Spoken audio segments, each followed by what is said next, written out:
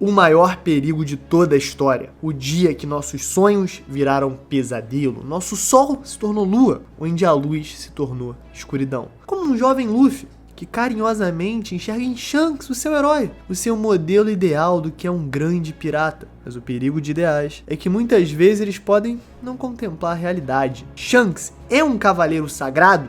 É no mínimo curioso. Temos algumas evidências que podem apontar para algo dessa estirpe, seja o Shanks diretamente ou alguém conectado ao seu passado. Começando pelo óbvio, a silhueta. É difícil dizer que não existe uma semelhança com o contorno do Ruivo, que por ser alguém alto, de 2 metros de altura, e estar à frente da imagem com outros cavaleiros mais atrás, parece que faria sentido, pelo menos em termos de proporção. Fora isso, temos a capa, que lembra bastante a do Ruivo, até pelas golas proeminentes que parecem estar um pouco gastas com o tempo, então naturalmente traz aquela curvatura dos anos de uso.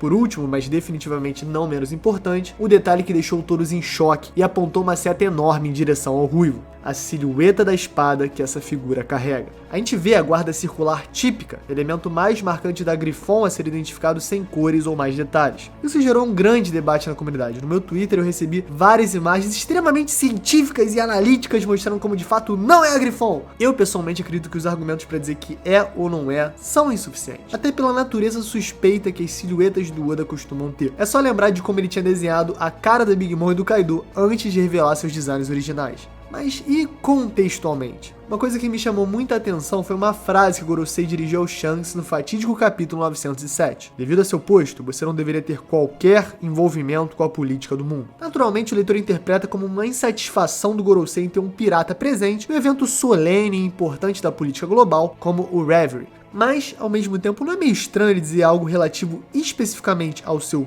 posto? Claro que um Yonkou vai se envolver com a política do mundo. De certa maneira, o Shanks é a política, porque todas as suas ações como um dos imperadores dos mares afetam um contexto geopolítico do universo de One Piece. Mas e se o posto que o Gorosei aludia não fosse o de Yonkou, e sim o de Cavaleiro de Deus? Talvez uma posição sagrada, que não pode se envolver com questões políticas que não pertencem aos Tenryubitos. No capítulo 1054, Kuroma, o investigador-chefe da marinha, descreve que a disputa entre Myosgard e San Carlos sobre a questão da Shirahoshi foi mediada por um dos Cavaleiros de Deus. Então talvez eles tenham uma função considerada à parte das questões dos mortais, pertencendo apenas ao divino, ou seja, aos Tenryubitos. Isso faria um pouco mais de sentido do que o Gorosei simplesmente receber um Yonkou sozinho no castelo de Pangeia e não montar uma mísera armadilha para tentar solucionar o grande, gigante, enorme problema que é o Shanks.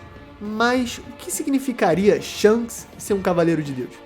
E foi o que me pegou. Talvez sua silhueta seja realmente um bait, ou melhor, uma justificativa. Porque, de fato, é estranho o Oda botar alguém tão parecido com o Ruivo. O Lipp notou que a caminho da câmara que em Sama aparece, existem 10 estátuas de guerreiros com armas específicas. Mas, ao mesmo tempo, temos confirmados 9 cavaleiros sagrados à disposição do Gorosei. Será que Shanks vive uma vida similar à de Don Quixote do Flamengo?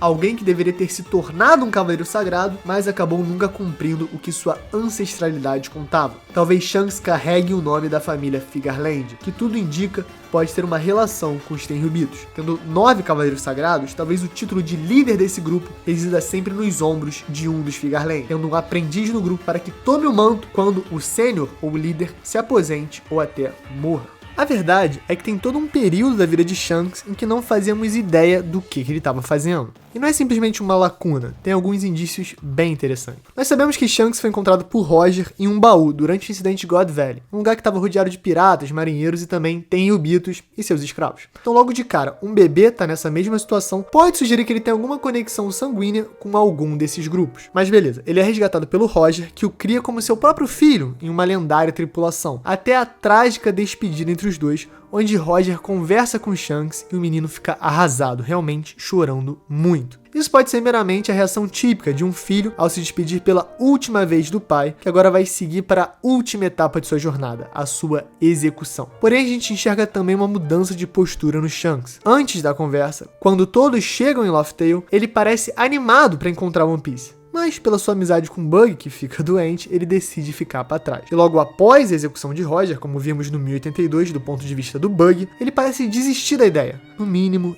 temporariamente. Então, esse é o último ponto de contato na história que temos com o jovem Shanks. A próxima vez, uma linha cronológica que encontramos o Ruivo seria 13 anos depois, quando ele tinha 26 anos de idade, estava junto à sua tripulação em uma empreitada para roubar a Gomu Gomu no Mi, alter ego secreto da Hito Hito no Mi, modelo Nika, Deus do Sol. A essa altura, Shanks já tem 1 bilhão de berries de recompensa. É um pirata no auge de sua idade, com uma tripulação leal, que já contava com Ben Beckman, Lucky Roo e Usopp, entre outros. Vemos inclusive o Shanks se lembrando do momento derradeiro do sequestro da fruta no capítulo 1054, com Oda reforçando ainda que o próprio Who's Who, um dos agentes da Ciferpol, na época responsáveis por proteger a carga, não fazia ideia do porquê um pirata tão famoso e poderoso estaria atacando em troca da singela fruta da borracha. Além de, claro, o que engatilhou essa memória em Shanks foi ter se deparado com a recompensa do Luffy, que mostra ele claramente em sua forma despertada, no modo Nika, Deus do Sol, por nós conhecido como Gear 5th. Mas entre os 13 anos de idade e os 26, não fazemos ideia do que Shanks realmente fez de sua vida. Ele disse pro Bug que ainda ia virar um pirata, mas que temporariamente desistiria de ir atrás do One Piece. Se ele realmente tem essa conexão ancestral com os Tenryubito, antes do Roger partir, antes do seu último suspiro, será que o Rei dos Piratas não se sentiu obrigado a contar para a criança que estava prestes a se tornar órfã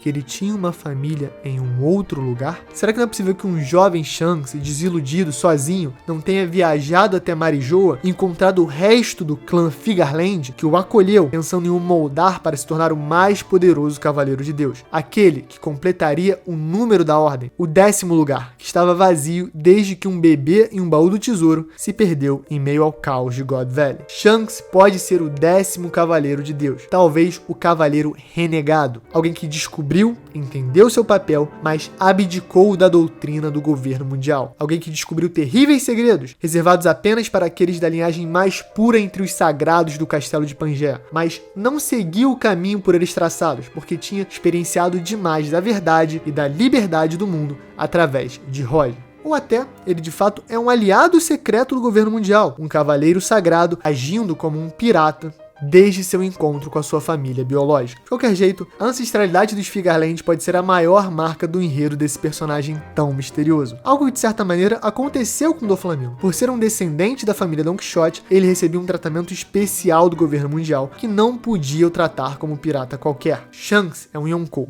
naturalmente um cargo político. Por isso, a frase do Gorosei é tão estranha. Se ele de fato assumiu o manto de cavaleiro sagrado, toda a sua vida como conhecemos pode ter sido uma mentira. A maior carta na manga do personagem mais poderoso de todo o mangá, Insama. Mas isso não responde às dezenas de contradições em suas atitudes, inclusive a sua obsessão por parar Barba Negra. Mas espera, e se ele teme que Barba Negra se torne o rei do mundo e conquiste o título que Shebek, aquele que Tite parece ter herdado o propósito, tanto tentou, mas ironicamente não conseguiu no mesmo dia em que Roger resgatou Shanks, no dia do incidente de God Valley? De alguma maneira, Shanks estaria atrás de Barba Negra não pelas crueldades que ele cometeu, mas sim por seu risco de derrubar a ordem do governo mundial como ela é. E isso seria uma ironia deliciosa e cruel demais para deixarmos passar. Com todo esse histórico, se de fato é confirmada a relação entre Shanks e família Figarland de Cavaleiros Sagrados, podemos nos aprofundar mais ainda em um dos personagens mais misteriosos da obra. Alguém que pode mudar a balança dos poderes com apenas um passo, seja ele para um lado ou seja ele para o outro. Shanks pode ser um cavaleiro de Deus, Shanks pode ser um herói, Shanks pode ser um pirata e Shanks pode ser um vilão. Ele pode ser tudo isso e ao mesmo tempo nada.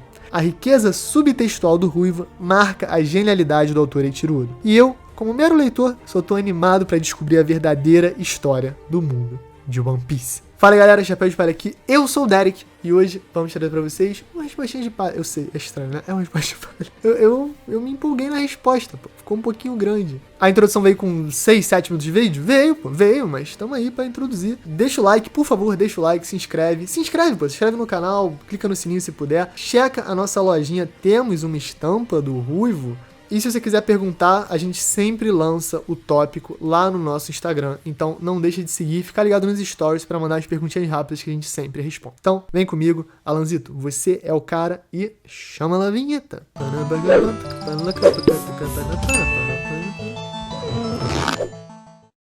Matheus 31 Andrade, quanto tempo falta pra One Piece acabar? Cara, depende. Se tu for esposa do Oda, ele vai te falar, não, daqui a 5 anos.